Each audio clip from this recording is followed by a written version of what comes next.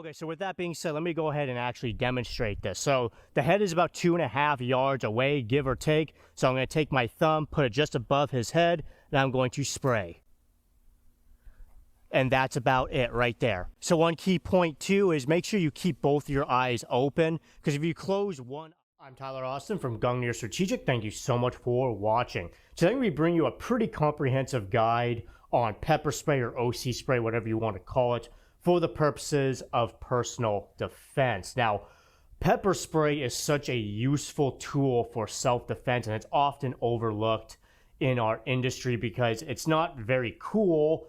However, it is an incredibly useful tool and it fills a very important gap. We tend to really focus on the lethal force aspect of self-defense, i.e. the use of pistols, blades, and so forth, which is obviously the extreme end. And a lot of times we really negate or overlook the other end of the spectrum of encounters that do not rise to the level of lethal force. And that's going to be the majority of encounters, by the way, where you may have to defend yourself. And this is where tools like pepper spray, obviously having skill sets like jiu-jitsu, some sort of striking background like boxing or Muay Thai or whatever, some other hand-to-hand combat skills, all of those really come in handy. And again, pepper spray makes for a phenomenal tool that really fills that niche. And as a result, it is something that I highly recommend that you integrate into your EDC. I've personally been carrying pepper spray for well over a decade now, and I suggest you do the same. Now, I'm not going to insult your intelligence. I'm pretty sure most of you watching this know what pepper spray is and how it works. So why is it so useful? Really, fundamentally, pepper spray is a tool that allows us to disorient and distract an individual in which we're having an encounter with them that we do not want to have, especially if it's starting to get pretty combative. So maybe you're walking around and a homeless guy is really being aggressive with you or whatever and starting to get kind of combative. You can hit them with this. It's going to temporarily blind them and distract them, very disorient them. And then that allows you just to get out of that encounter and break away from that engagement altogether, which is of course great, especially if you don't have to go hands-on with that person.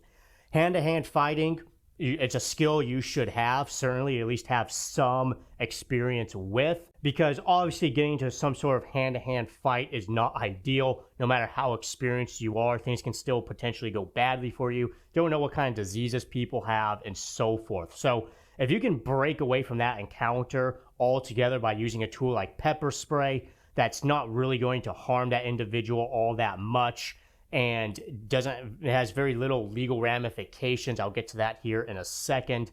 All the better. Hey everybody, my apologies for the interruption, but I have an important message to bring you. If you enjoy my content and would like to see it completely uncensored and unfiltered, be sure to join my Patreon. Links down in the description below and also probably pinned in the comments section. YouTube and its policies are becoming more and more aggressive to my channel, thereby forcing me to be a lot more cautious on what I post here. So if you like my content and you'd like to see it completely uncensored and unfiltered, be sure to join my Patreon. Thank you so much for your support. Now, with that being said, I already know some people are going to jump in the comments and say, well, people fight through pepper spray all the time. And that is true. They do. However, remember context. In most contexts where people are really fighting through pepper spray, it's in a law enforcement context, which is important to realize because when a law enforcement officer is pepper spraying a guy, he's typically pepper spraying them to gain compliance from that individual so he can initiate an arrest. So he's pepper spraying them and then going hands-on with that person.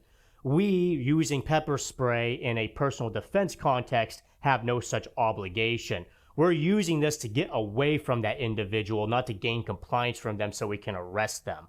So we're gaining distance from that person, not closing the distance. So blasting somebody with spray and then running away is far more effective than blasting somebody with this and then going hands-on and trying to arrest them. Obviously, when you go hands-on with that person, they can still fight you even though they've been pepper sprayed and they can barely see you because you're closing the distance and you're making contact with them. Again, that's a law enforcement context, and it's quite a bit different than using pepper spray in a defensive, personal defense context. So if someone's being very aggressive towards you and all that, and you hit them with this, and they can barely see you, and obviously they got all the other horrible effects that come from pepper spray, it's going to be very hard for them to chase you down and continue that interaction when you're running away.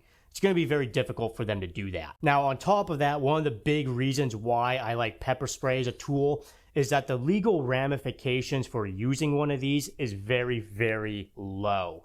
Meaning, if you pepper spray somebody and they determine that you really weren't justified in pepper spraying that person, you're not really going to get hit with any major legal ramifications for using it. It's going to be like a misdemeanor at most. In fact, in a lot of cases, pepper spraying somebody is going to have a lot less legal ramifications than winding up and blasting that dude with a right hook and knocking his ass out. They find out, or they determine, I should say, that you weren't justified in hitting that person, you're probably going to have a lot more stringent legal ramifications from hitting that guy than you would from pepper spraying them. So it's just something to consider, and again, it's one of the advantages of pepper spray. And on top of that, pepper spray, at least to my knowledge, is legal in all 50 states. I don't think there's a state in the United States that has any sort of ban on the carrying of pepper spray. Maybe I'm wrong, maybe there's some weirdo state out there, but from my knowledge, all 50 states allow you to carry pepper spray, and you can pretty much carry pepper spray anywhere other than the most prohibitive of areas like airliners, of course, and stadiums. If you're going to like a game or a concert or something, they won't allow you to bring this in. But other than that, you can pretty much carry pepper spray everywhere. So with that, let's start talking about actually carrying pepper spray. So there's a bunch of different options out there, and I need to thank Palm Industries. They actually sent these units out to me for the purposes of this video. Like I said, I've been carrying pepper spray for a long time, and I actually really, really like their products that they offer, particularly their EDC line. I think they're they're the perfect size. They're not too big, they're not too small. There's different options out there, whether that's a clip or things that attach directly to your keychain. They just have a bunch of different options, and I really like it. And I really like the design as well. So a big thank you to Palm Industries. By the way, if you use code Gungnir, that's down in the description below, you can save 5% on their website. So with that being said, there's going to be different sizes, which is what I'm primarily going to talk about here. You're probably going to stick with the smaller EDC ones because these are going to be the most convenient. There's different ways you can do this depending on the company you go with or whatever. Palm Industries, again, they make a bunch of different ones. They make ones with a clip that you can just simply clip right into a pocket or something.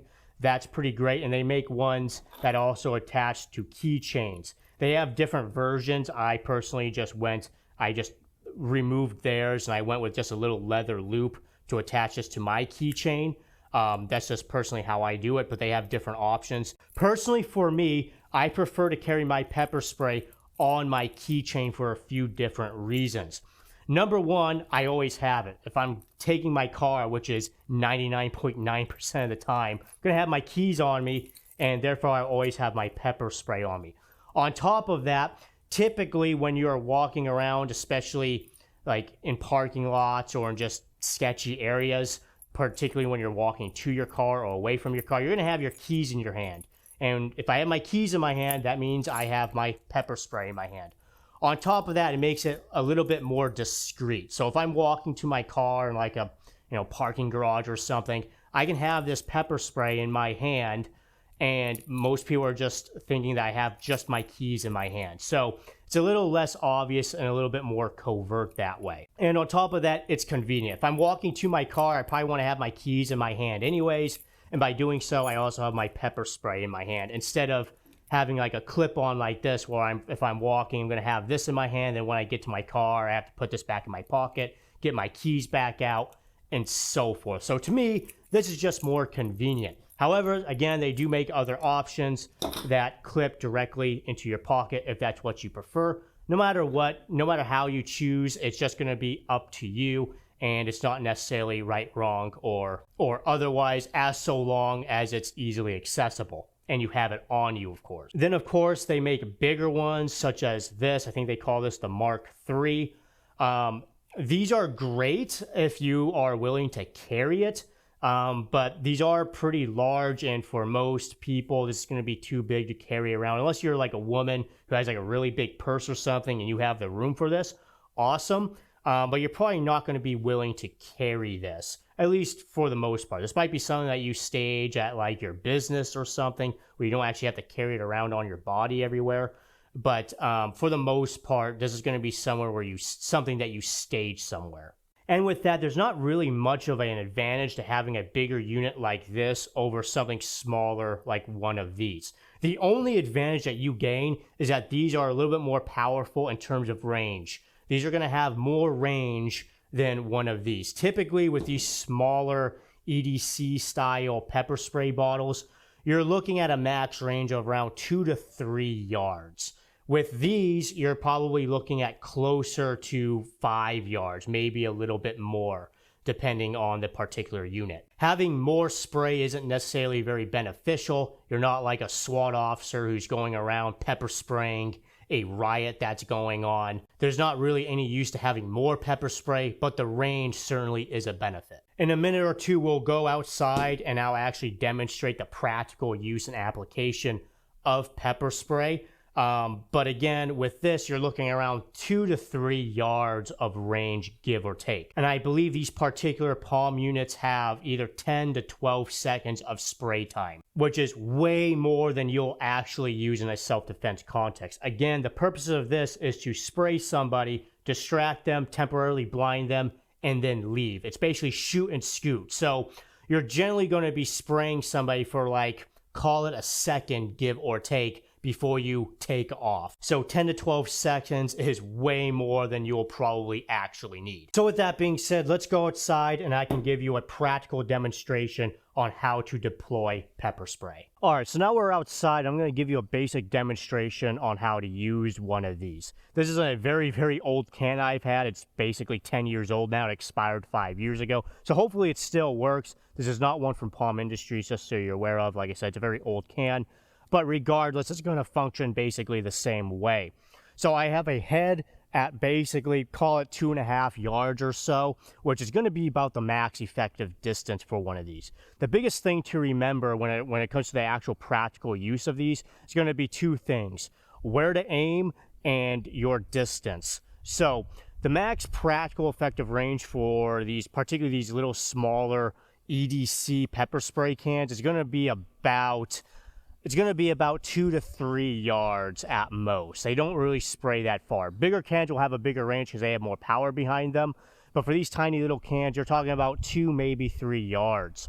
And now where we want to aim is, ideally, we want to get it in the eyes. Basically, anywhere in the face is good. The nose and the mouth, that's bonus points. But we really want to get it in the eyes. Again, remember what the purpose of this is. It's a distraction device. We are spraying it to predominantly blind that person so that way we can get away and remove ourselves from that confrontation. We're not using this in a law enforcement context where we're spraying to get compliance to enforce an arrest. We're using this to spray and scoot, right? Shoot and scoot.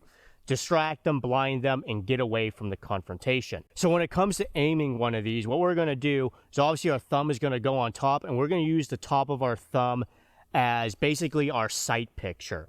So I want to put, especially at this distance, which is basically 2.5 yards, give or take, I'm going to put the very top of my thumb basically just slightly over the person's head.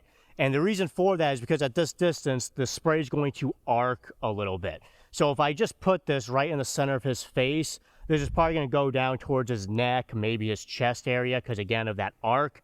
So I want to aim slightly above his head to make sure I get some in his eye. Now again, remember, we're not spray painting this person. Basically, the spray is going to be, call it a second or so, give or take, because again, we're spraying and we're scooting.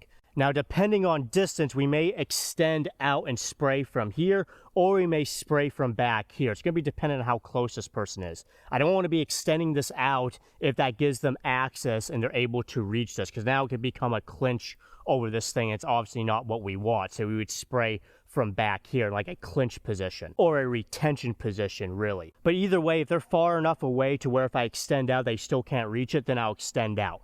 If they're close enough to where if I extend out, they're going to have access to this to grab onto it, then I'm going to pull back and spray from back here. Okay, so with that being said, let me go ahead and actually demonstrate this. So the head is about 2.5 yards away, give or take. So I'm going to take my thumb, put it just above his head, and I'm going to spray. And that's about it right there. So one key point too is make sure you keep both your eyes open, because if you close one eye, your thumb is going to obscure your view of the spray. With both eyes open, you're still going to be able to see where that spray is going.